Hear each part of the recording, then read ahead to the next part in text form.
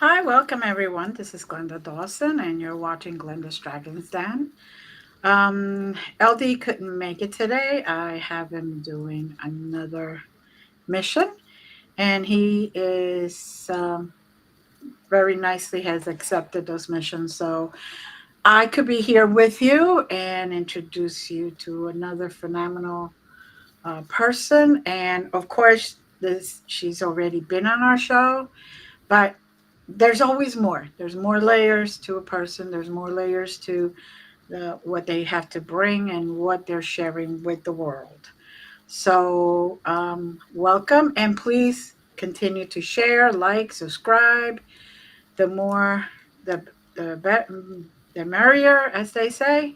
And just keep sending those messages and those emails. I love to read, and I always respond. So, welcome, JP. How are you? Thank you. I am great. Thank you very much. How are you? Oh, I'm doing fantastic. You're here. Oh, What can I I'm say? good. I made it. We made it. We made it. So, for those that did not see the other show, tell us about you and just even refresh people's memories. Okay. So I'm not very exciting, I'm afraid. I'm a very ordinary mum of three. My youngest is 16, coming up for 17. I have a daughter that's my son, youngest son. I have a daughter who is 18, and my eldest son is now 21. I know that I only look 21 myself in my dreams. Hey, you know what? Take it, own Yeah. it. But yeah, so I'm a mum. I live in England. I'm originally from southeast London, but I moved when I was about 42 to Hampshire, which is the south coast of England. It's like the countryside, and it's a beautiful place to live. Um, I am a qualified social worker, so I don't know if I mentioned that before. And I have worked in forensic mental health team, early intervention in psychosis team, learning disability team, lots of different teams. Um, and I basically all my roles are supportive ones. So I'm currently working with people who are homeless or at risk of homelessness. Mhm. Um, and then I also work with students who have some kind of neurodiversity. So it might be learning disability, it might be mental health. They might just be struggling and going through a really tough time at university, and I work with them as a specialist mentor. So I split part of my week with each of those roles. And then when I'm not doing either of those roles, or cooking or cleaning, then then I'm writing and reading, and pursuing my other passion. Um, Mhm. so yeah, that's me, and I love all things paranormal, supernatural. I really enjoy um, yeah, all of that, horror films as well. I have done since I was very young, um, because I grew up in the 80s, and my parents didn't really have any kind of idea about uh, ratings, things like that. So they would allow me to watch really terrible films and read Stephen King when I was very young. And yeah, they had no clue. Oh, come on. We all have to read Stephen King. Yeah, it's a rite of passage. Stephen King, Dean Koontz, James Herbert, done. Right, right. Yeah. So, growing up, you're watching all these movies and all that. Now, did that influence your writing or? Um, I would like to think so. I hope so. I mean, that's pretty big shoes to fill. Probably Stephen King might see this one day and think, excuse me, I don't think so.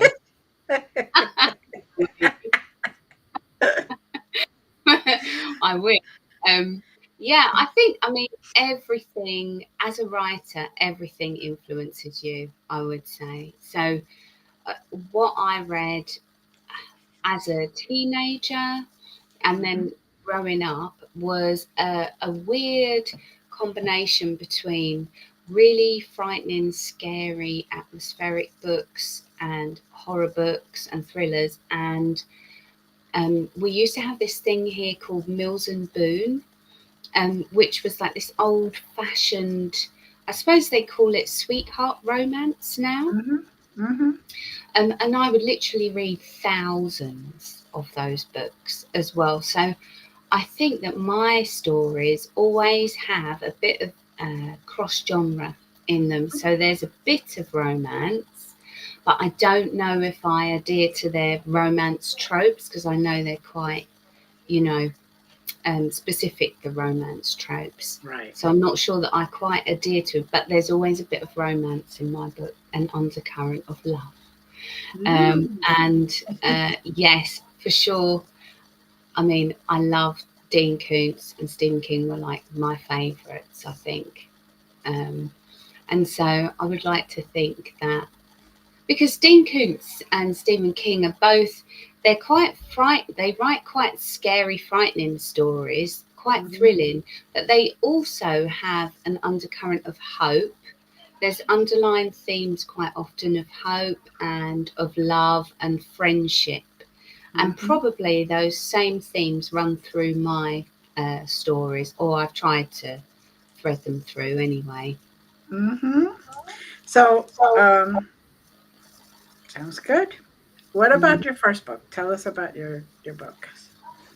So the first, actually, I mean, I don't know if I said before, but the very first book that I wrote was an autobiographical novel. And so it was, I got it edited, like I worked with an editor and proofread it and everything. And then when it came to getting it published, I had approached a couple of literary agents, and then I had thought better of it, because I thought actually I had written it too true to life. Sometimes we don't want that out there just yet. Yes, and once it's out there, isn't it? And also, some of it wasn't true because it was a novel, but I was thinking, well, people probably won't be able to distinguish between what is true and what isn't. They'll just assume it's all true. And I thought, oh, God, it's too much. And then, so I sort of put that to one side and won't be publishing that one. But I still had the bug to write. I've always had it, always written poetry and scraps of stories and short stories anyway. So I continued, and I decided I was going to write a long form novel. And I had started going to this creative writing course, and it was an advanced creative writing course, and that helped me to keep momentum up and practice with my craft. And I joined a writers club online, and they gave me lots of tips, because although I have a degree in social work, not a degree in creative writing. So although my English was quite good, I knew that there were things that there's always more to learn, no matter how much you know or how much you might already start off as okay. There's always ways that you can polish and improve. No one's perfect, least of all me. God. Exactly. So I joined this writers club, and there's lots of webinars that were really helpful to developing your craft. And so I just watched everything. And then also So alongside the practical aspects of writing and publishing, as I was looking more into that and just finding these podcasts that were really helpful to self-published and independent authors. So things like Writers Inc. over in America, the self-publishing show here in the UK, and Joanna Penn podcast here in the UK. I was also working on, I suppose I wasn't actively working on, my subconscious was working on ideas for stories. So the beginning of my first novel, Psychic Voices, it was originally called A Psychic Subterfuge. But loads of people said, we don't know what the hell that means, please. So I listened. Yeah, sometimes it helps to throw something out there and let them tell you what they feel. Yeah, that's it. So it's called Psychic Voices. And I actually dreamt the beginning and I think the end. I dreamt. And the middle, I had a terrible nightmare actually, the end. I remember like waking up really frightened. It was quite scary. There's a part where the main character, shall we say, is being pursued. And that's the part that I had dreamt. So there was that, and so that was one part of the inspiration, and another part was my working environment. So remember, I worked in mental health for years and forensic team for years, so I've spent a lot of time in like psychiatric units and hospitals and supporting clients who've got mental health conditions and seeing the differences and noticing the differences in their behaviours when something is wrong and when they're struggling, and listening to their stories, what's going on inside people's minds and things, and also just guesswork of imagining and trying to empathise with people when they're going through their troubles. And the other thing I do is I read loads, and I happened across this scientific discovery. It was a study that was going on, and I thought, I wonder what would happen if if they did that to a human instead, and if the wrong person were able to get their hands on it. Right. So those were all the combination of my inspirations, if you like, for Psychic Voices. And that was my very first published novel. Yeah. The other one is still in the drawer, being kept secret under lock and key. It is. I never printed it, but it's in my documents where it will remain. Safe and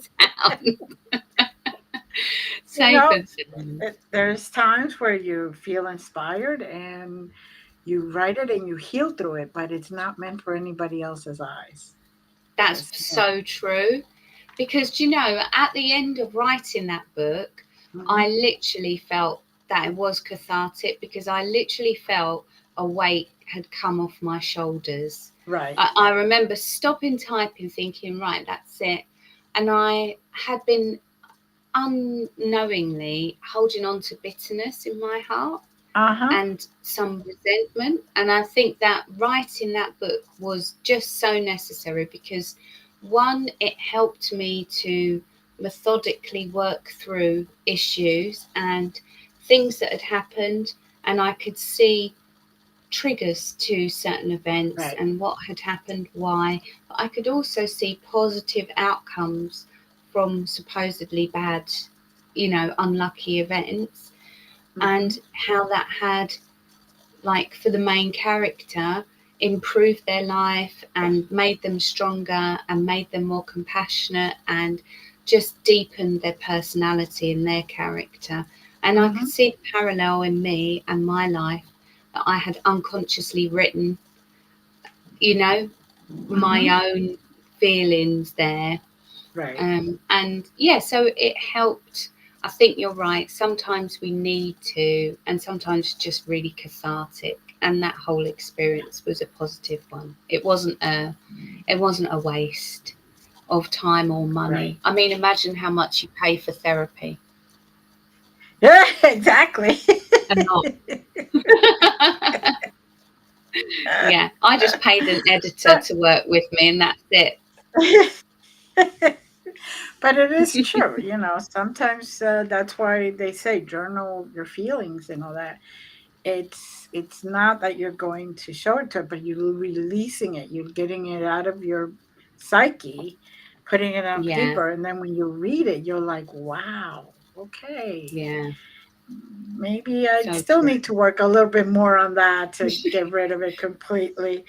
Oh, I thought I have forgiven them. I guess I wasn't Oh, really completely forgiving them. So, yeah, yes. Yes. yeah, it's very And true. now, so that was your very first published Hmm. book. Yeah. And what else are you Well, coming up so with? in that series, so I have like in between big long form like novels, Right. I write short stories. Mm-hmm. Um, Sometimes I want to write, but I don't want to get stuck into a whole long thing. Right. So I'll just write a short story. Um, or like I said before, I have dreams. I Mm-hmm. have so many dreams, and I wake up and I write them in my phone on notes. I've got like I Mm-hmm. could just scroll down notes. I just write the stories down, but not like I couldn't give them to anyone as it's written in note form. So Right. sometimes I basically write them out properly, Mm-hmm. my my story ideas. So I have kind of probably about two and a half novellas, I'd say, Mm-hmm. or maybe one novel. So I thought what I'd do is every now and then I'd publish a collection of these short stories. Okay. So I have published, it's called The Twisted Fates, and it's a novella, and it's a Mm-hmm. collection of short stories. And they are sort of supernatural, quirky. If you ever watched or remember The Twilight Zone, Mm-hmm. quite a few people have told me it reminds them of that, The Twilight Zone, like those kind of stories.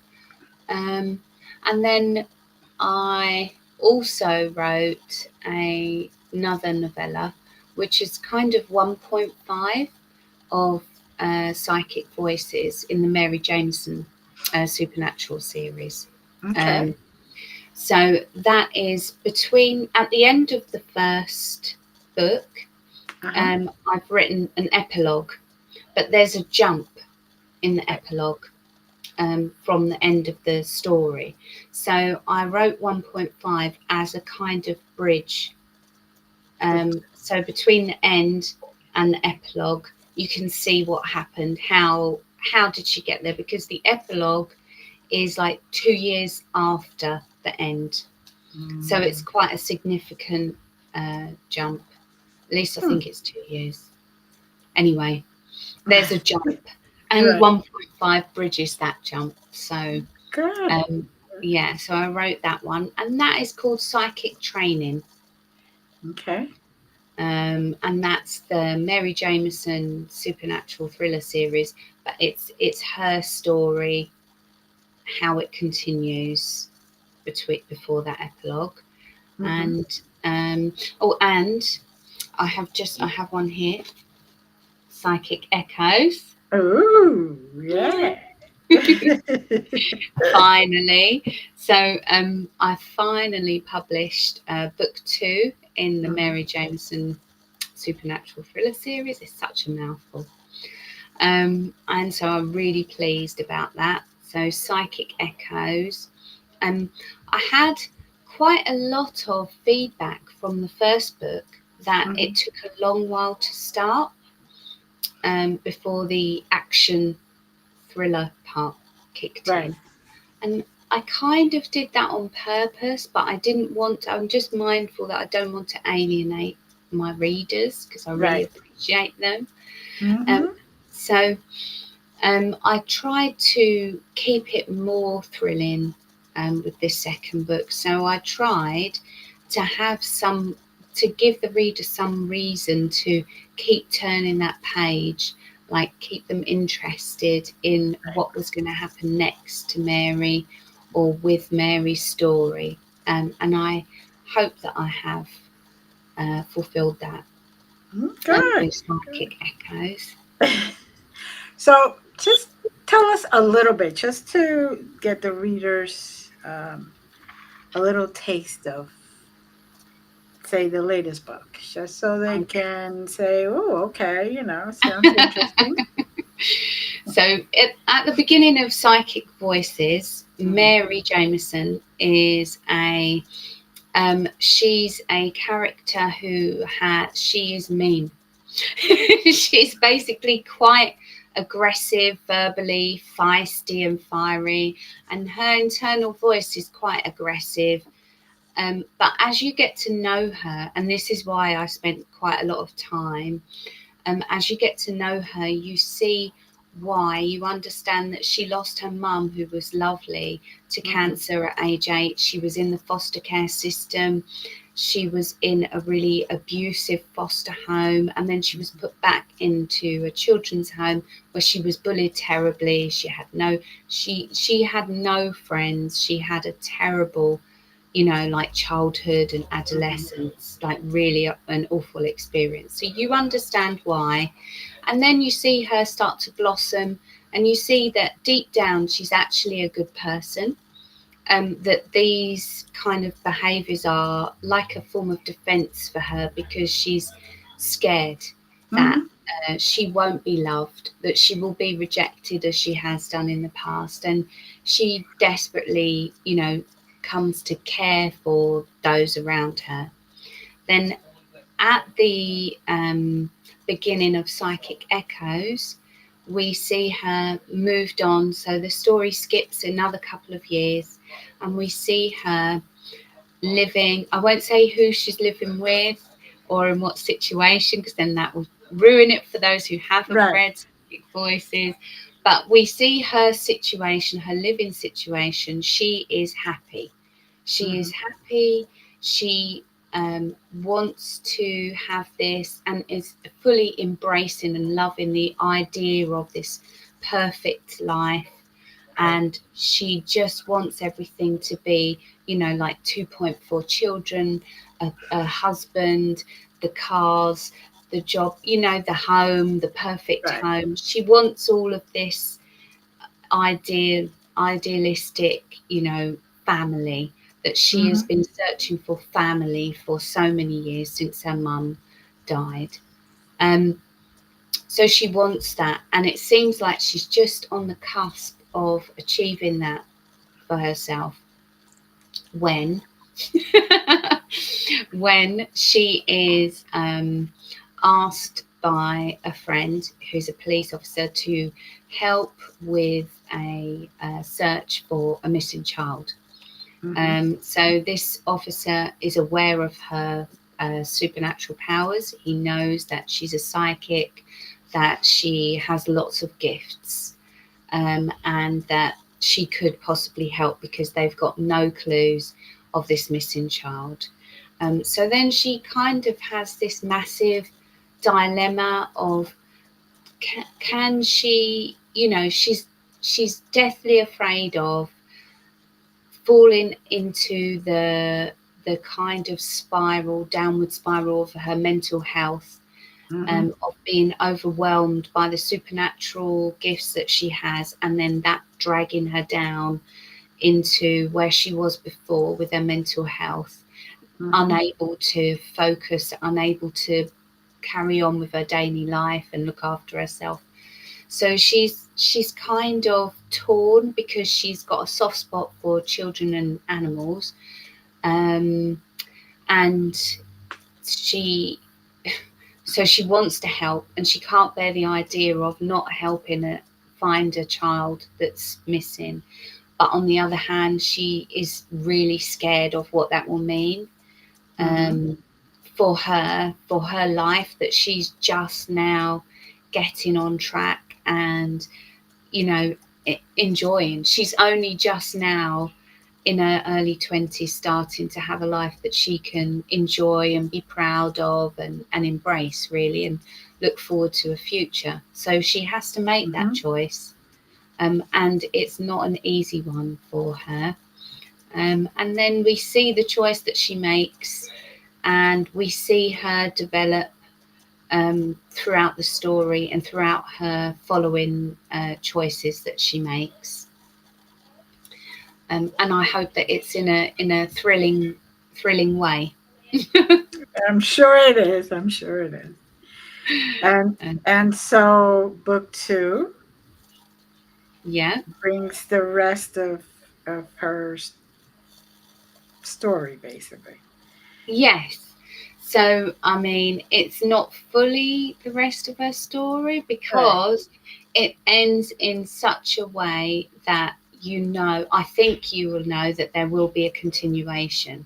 Mm-hmm. So I have already started writing book three, Okay. um, and I know what will happen in books 4 and 5 as well. Okay. Um, Good. so Good. there's at least another 3 more in the pipeline Good. for Mary. Now, you say that a lot of the times for the novellas, short stories, and all that, you grab that from your dreams. So you're kind of channeling the books, basically.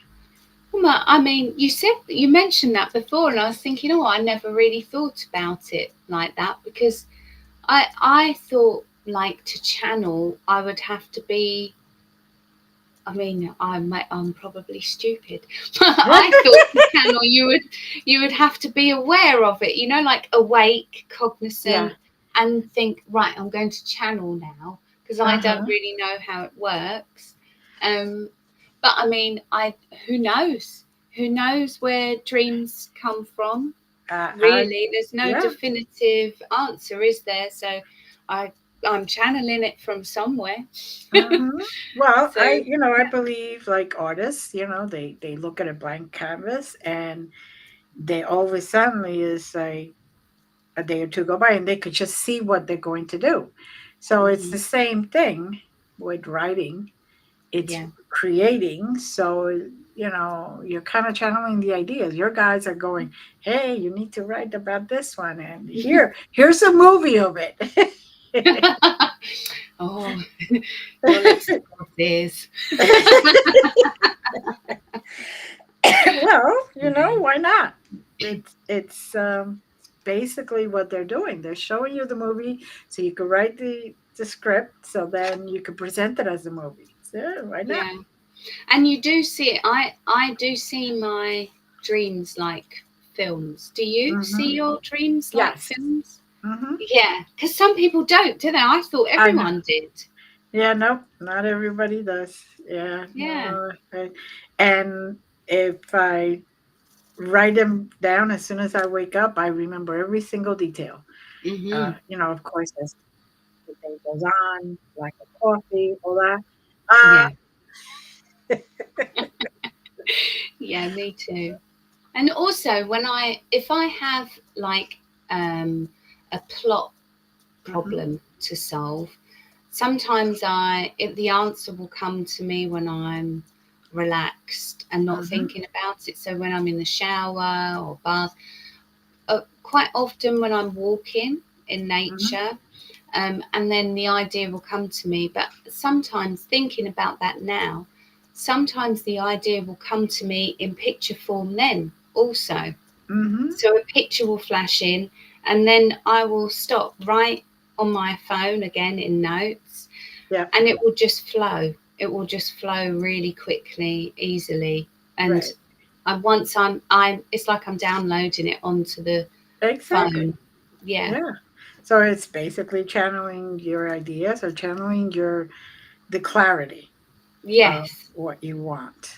Yeah. Um, that's why I always tell people, if you over focus on something, the answer is not going to appear because Mm, your mind is so thinking that it won't allow any ideas to come in.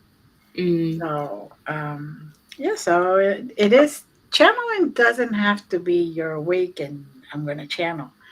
It's so many different ways you could even do automatic writing, just where you close your eyes and you write or you type and whatever comes on, you're like, whoa, okay, there you go. And it's the same way. So it's a good gift to have if you're a writer. A Yeah. very good gift to have if you're a writer. Well, we Because all you get be, in the zone, don't we? yeah, yeah, We all different get in ways. the zone. Doesn't matter what. Because I was, who was I listening to? It was something on the internet. I was listening to a speaker, and she was talking about painting, and Hmm. she was saying that she gets in the zone when she paints, and that's part of the reason why she loves to paint, was so Hmm. that she could feel that feeling of when she's Hmm. in the flow, and they talk about the flow state as well, don't Hmm. they? Hmm. Exactly. So I think Exactly. it's probably all the same thing. Yeah, exactly. I honestly believe that no matter what you do, I mean, it's how they say meditation. Hmm. Meditation isn't only about, closing your eyes and whom you could walk, you could run, you can just even find a meditative state just by looking out your window, Hmm. and just looking out at the birds flying and all that. And all of a sudden, your monkey mind relaxes and you're able to allow that flow of information to come in. Mm. Mm. So, um, that's very good. That's very good. I like the idea that you see it in movies. That's very important Mm. because I really believe that they're going to give you a movie. Mm. I hope so. That would be, yes. That would Even be if good. it's a small movie, it's Would you still. like to be on the movie, Glenda? Oh no, honey. I don't think I'm good at acting. Although you never know. What? I Of know. course you would be. We could do a walk on. We could both do one. Passerby. Yeah, we'll do like Stephen King, who's always a small role in his movies. Oh, does he now? Do you know, I never knew that. Yes, if you watch every single Stephen King movie, he's in there.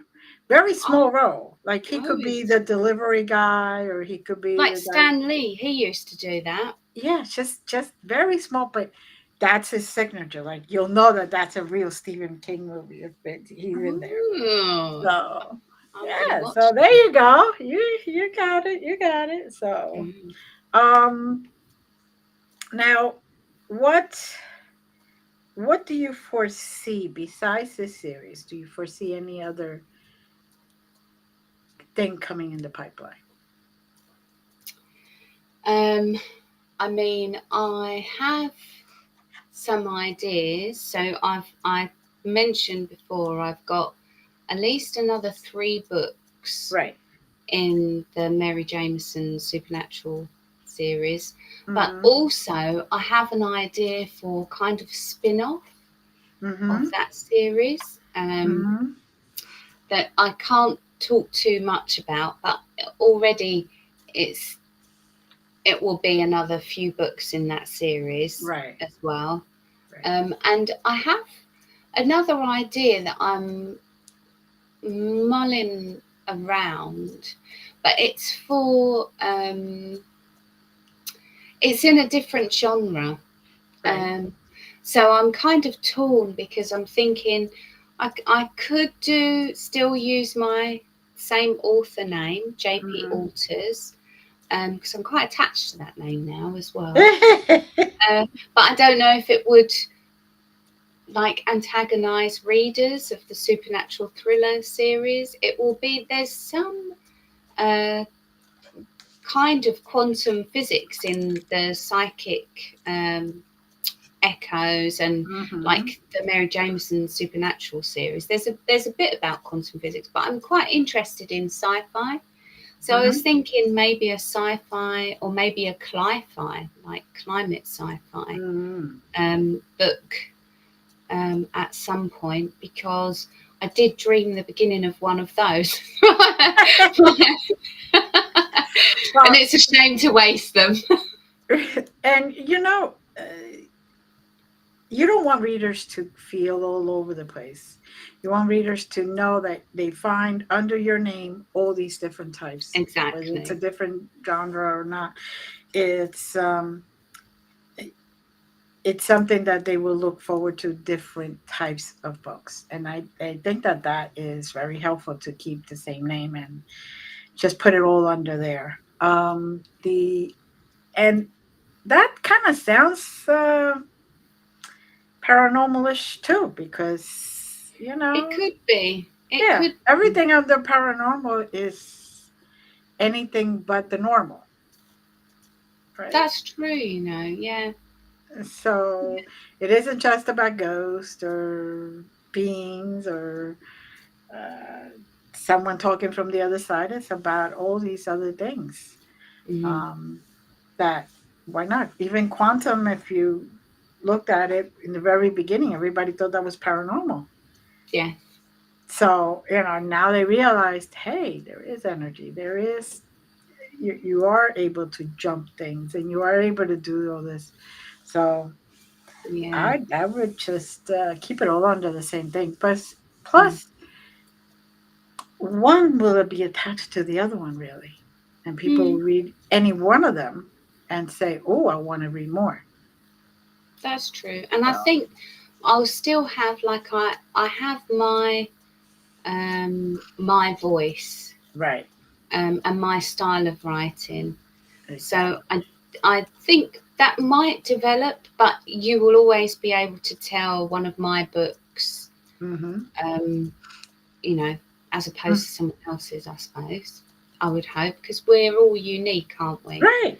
Right. So we've all got our own styles and our own, like, turn of phrase. Even if we're telling the same story, we all tell it with a different spin, don't we? Exactly. Exactly. We could look at the sky with a full moon, and each one of us could look at the full moon, and then we will look at one star over here. Somebody could look at one star over there. Somebody could say no Yeah. stars. So Yeah. it's it's very, very important to remember all that. So what besides the movies, what else influenced you?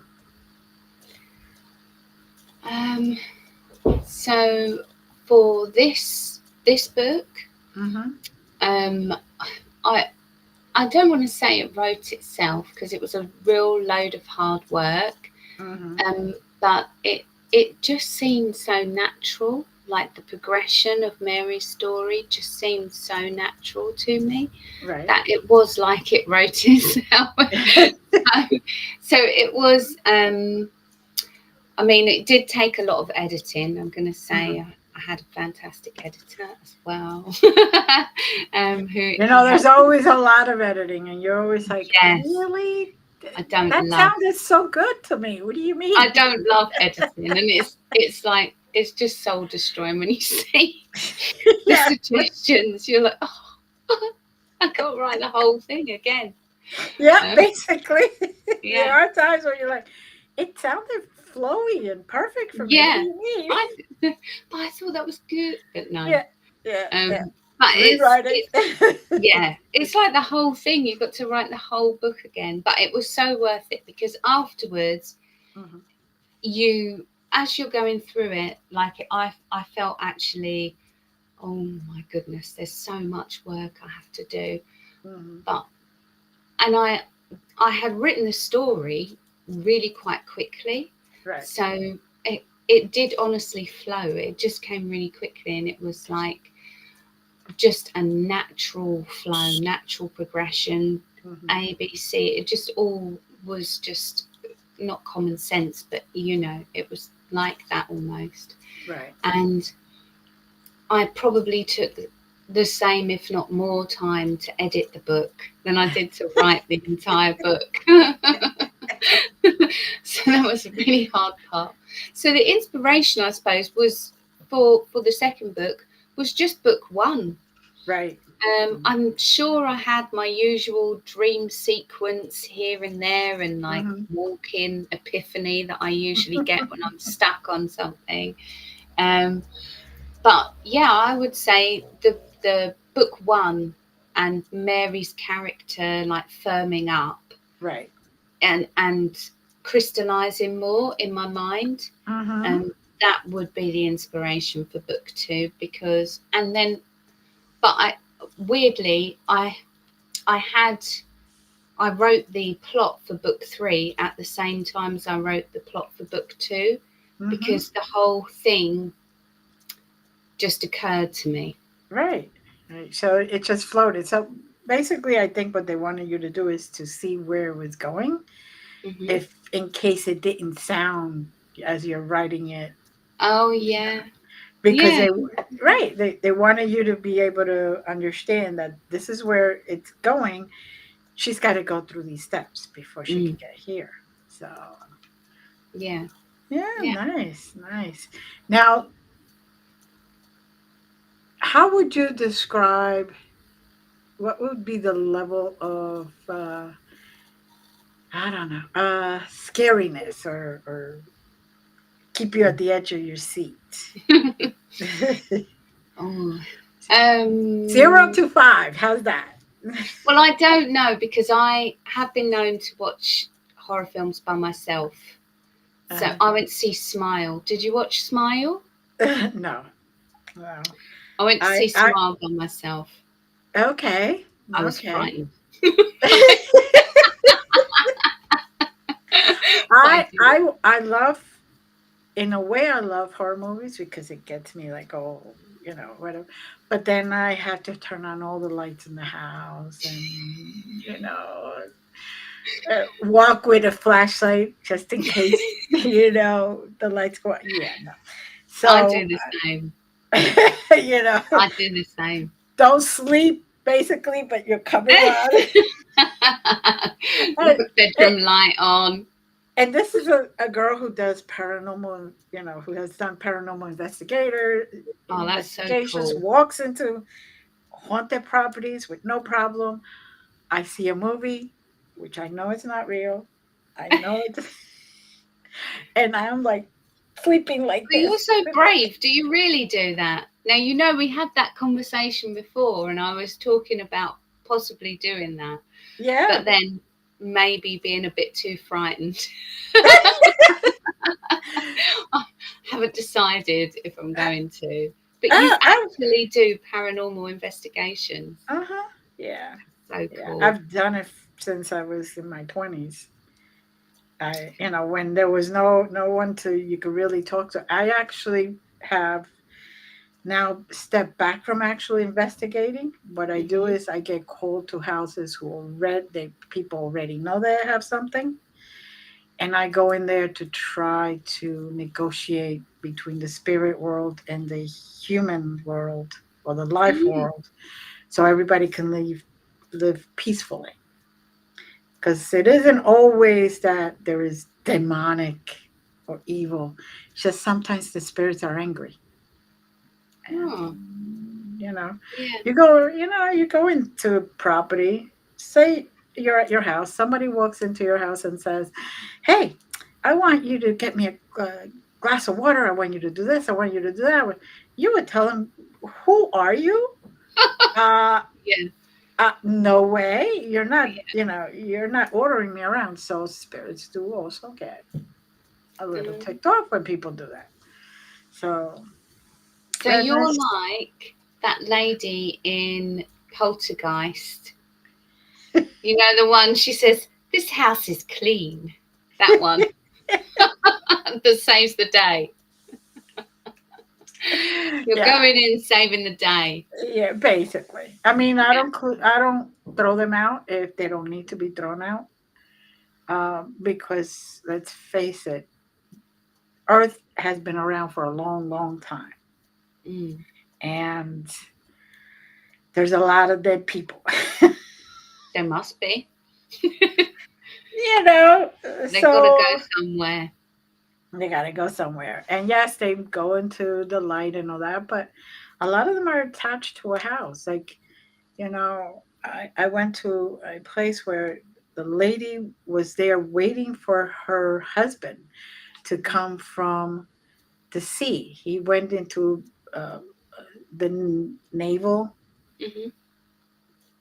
fleet, and I mean, it was a long, long time ago. So she kept walking up the steps all the way to the peak where she could look at the sea and hopefully waiting for. So she stayed with the house. That's so sad. Yeah. So, there's a lot of different things that occur that aspect of your soul cannot leave Mm. because it's stuck in a rewinding Yeah. and redoing. So, And maybe it needs someone like you to tell them, hey, yeah.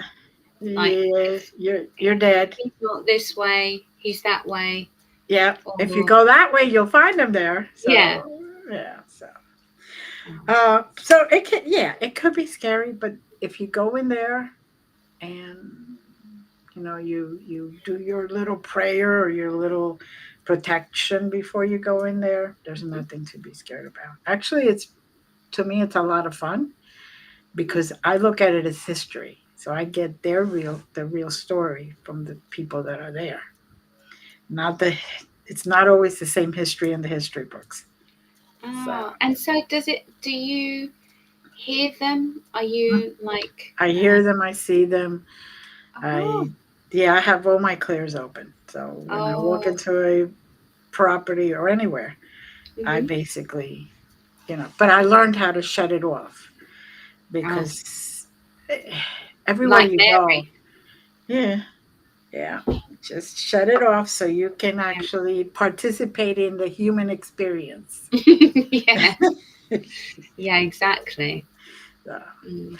I am sure you could go in the paranormal. Go with one of those public events that are around. And, you'll have people there who are already done it and are experts and could guide you through everything. Yeah, I was thinking of doing. So remember, I was thinking about doing the one with a church team, a Mm-hmm. deliverance team. Right. But also, I've got some paranormal investigator like groups I've joined on Facebook. Good. So I was thinking of finding one in my local area, and like joining them. I think I would be less scared if there was a few Yes. people. Yes.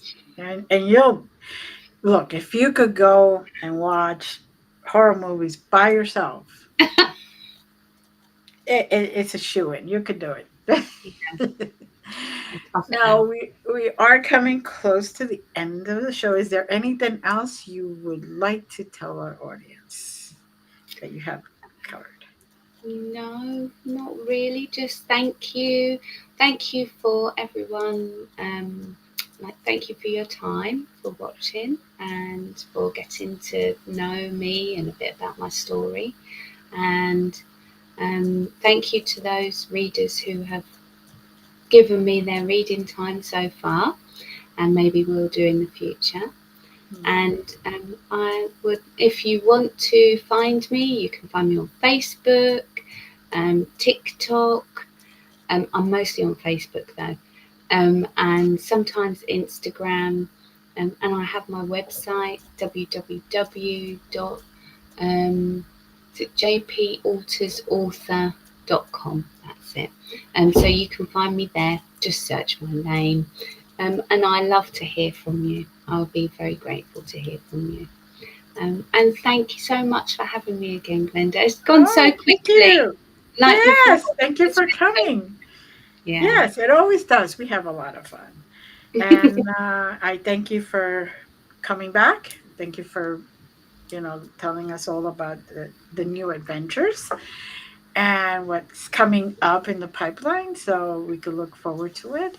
And thank you to our audience and everyone that's always with us. So remember, like, share, subscribe, and keep sending those emails and comments. We look forward to them.